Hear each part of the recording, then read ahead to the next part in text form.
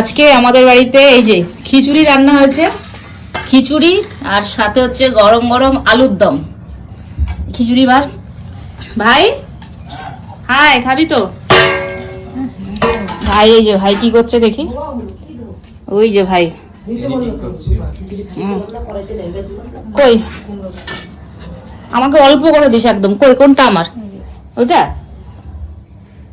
অত না, আরো কমা আরো কমা। ব্যাস ব্যাস ব্যাস ব্যাস। আর আমার মেন প্রিয় জিনিস যেটা, ওটা দিবি শুকনো লঙ্কা। আলুর দম দি। হ্যাঁ আলুর দম অল্প দে, বাটি লাগবে না, এমনি দিয়ে দে। বাটিতে ভাইকে দে।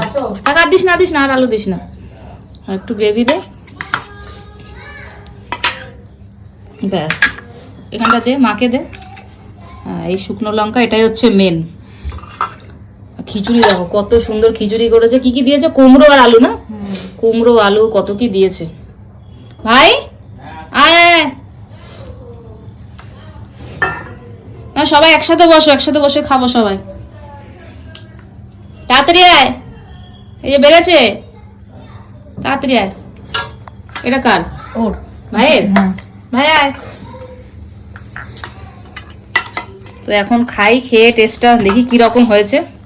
খিচুড়ি হয়েছে শীতকালে, একদম গরম গরম খিচুড়ি। মার তো ঠান্ডা লেগে গেছে, সোয়েটার ফোয়েটার গায়ে দিয়েছে। বর্ণালীয় সোয়েটার গায়ে দেওয়া, সবার গায়ে সোয়েটার, খালি আমার গায়ে সোয়েটার নেই। এবার দেখি খেয়ে, বাবা কি গরম, প্রচুর গরম। সবাই নিয়ে নাও, সবাই নিয়ে খাও। আরে বাপরে, কুমড়ো আর আলু, খিচুড়ির মধ্যে আলু দিলে বেশ দারুণ লাগে।